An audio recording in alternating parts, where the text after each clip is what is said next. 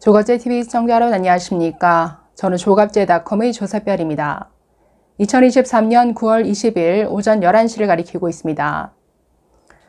이재명 대표에 대한 검찰의 영장 청구서를 지금 각 언론이 입수해서 아주 다양한 기사가 쏟아지고 있습니다.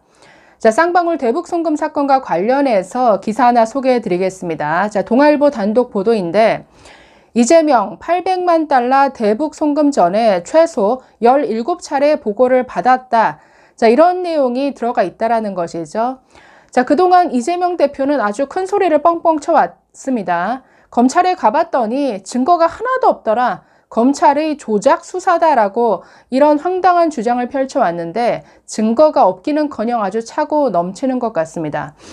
자, 이 쌍방울의 대북 송금에 대해서 보고를 받지 않았다. 전혀 몰랐다. 그리고 이화영 전 부지사가 그냥 독단적으로 한 일이다. 이렇게 이화영에게 모든 것을 떠넘기고 있는데 처음부터 이걸 이재명 당시 경기도지사가 직접 챙겨왔다. 그리고 영장 청구서에 기재된 그 보고 횟수만 17차례입니다. 자, 이 내용 좀 살펴보겠습니다. 자, 쌍방울이 북한에 돈을 보낸 게 두 차례죠. 500만 달러, 300만 달러. 500만 달러는 북한의 스마트팜 비용을 지원하는 대납이고 두 번째 300만 달러는 이재명의 방북 비용으로 돈이 지불이 됐습니다. 2019년 상반기에 500만 불이 건네졌고 하반기에 방북 비용 300만 불이 건네졌습니다. 자, 이 모든 것에 대해서 2018년부터 그러니까 그 전년도인 2018년 하반기부터 지속적으로 보고가 이루어졌다라는 것이죠. 자, 보시면 2018년 9월에 이화영 전 부지사로부터 북한이 스마트팜 지원을 원한다라는 보고를 받았다라고 합니다. 자, 그래서 경기도 이걸 바로 우리가 추진하자라고 알아봤는데 자, 그래서 이화영이 중국과 북한을 계속 드나들면서 이걸 수시로 협의를 해왔습니다.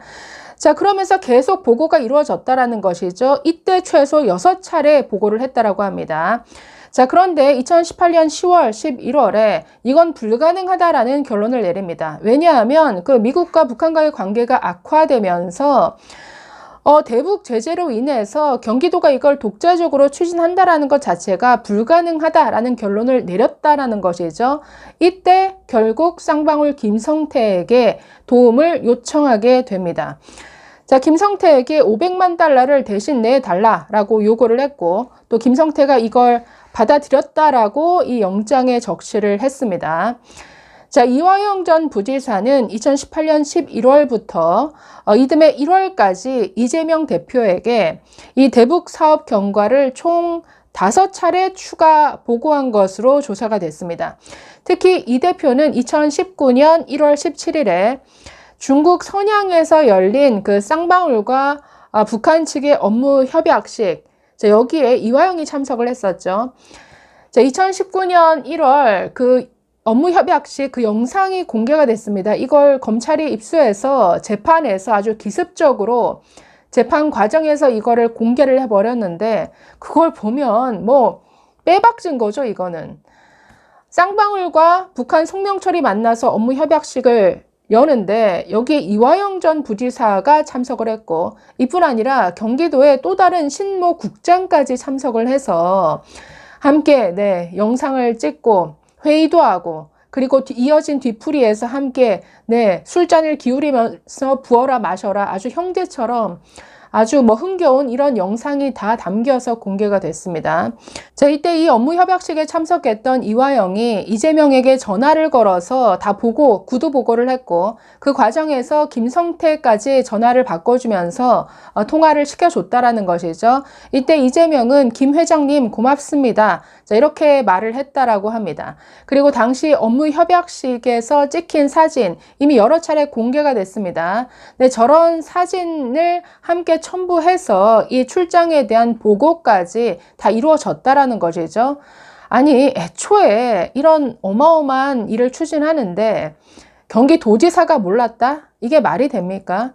그리고 이 경기도지사로 취임하면서부터 업무 그 보고 체계를 그러니까 바꿨다라고 합니다. 그러니까 과장 정결이라 하더라도 이렇게 도정의 주요 사항은 도지사에게 사전 보고하는 체계를 만들었다라는 것이죠. 특히 대북 사업은 별도로 정기 보고를 받고 또 직접 지시하면서 아주 열심히 챙긴 것으로 이렇게 조사가 됐습니다.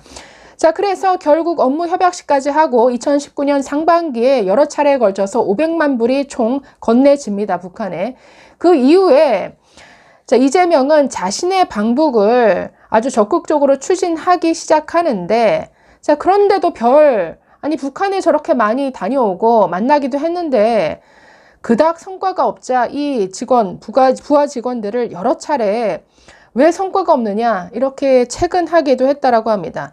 결국 북한 측에서 방북 비용을 요구한다더라. 자, 이런 얘기를 듣고 또다시 쌍방울 측에 300만 불 대납을 요청하게 되었다라는 것이죠.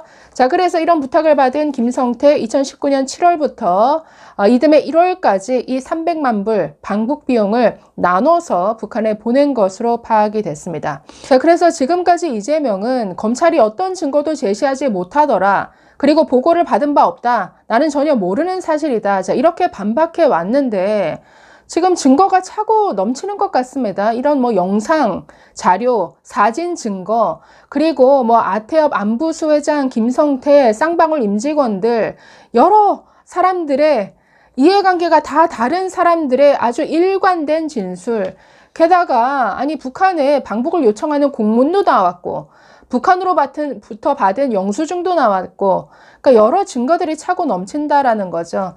자, 그래서 지금 검찰이 이 영장 청구서에 지금 대북 송금만 있는 게 아니죠.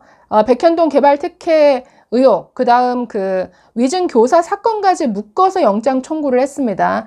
여기에 형량이 최소 12년 이상, 그리고 36년 6개월 이하의 징역 또는 무기징역. 그러니 이건 무기징역 가야 될 사안이다라고 영장을 청구를 했습니다.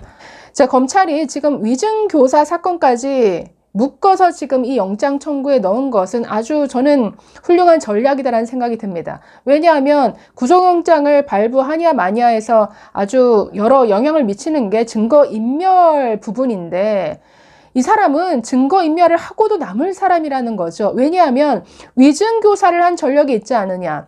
이 위증교사는 과거 검사 사칭 사건에서 상대 경쟁자였던 김병량 이미 고인이 됐습니다. 당시 성남 시장의 비서였던 사람을 압박해서 회유해서 재판에서 위증하도록 교사를 했습니다. 자, 위증교사라는 것은 가장 악질적인 사법 방해죠. 이 위증교사를 했다라는 게 당시 위증을 한 사람이 자신이 처벌받을 것을 무릅쓰고 내가 이재명으로부터 압박을 받아서 위증을 했다라고 지금 검찰에 나와 다 진술했다라는 것이죠. 그렇기 때문에 아니 이랬던 사람이 이러이런 어마어마한 사건들에 있어서 증거인멸 할 굉장히 우려가 높다, 위험하다. 그러니 반드시 구속해야 된다. 그러니까 이런 주장을 펼치기 위해서 지금 위증교사 사건을 여기에 포함시켰습니다. 이건 굉장히 현명한 전략인 것 같은데, 그러니 지금 이 영장 청구서만 보더라도 구속되고도 남을 사안이다 보니까 지금 저렇게 이재명이 수액 단식이라는 정말 듣도 보도 못한 기상천외한 단식까지 이어가고 있습니다. 병상 단식, 수액 단식까지 이어가고 있는데 그만큼 자기가 지은 죄가 얼마나 큰지를 안다라는 거죠. 지금 저렇게 병상에 누워 있어도 벌벌 떨고 있을 이재명 참 불쌍하다는 생각이 들면서 빨리 당신이 가야 될 감옥으로 가시기 바랍니다. 감사합니다.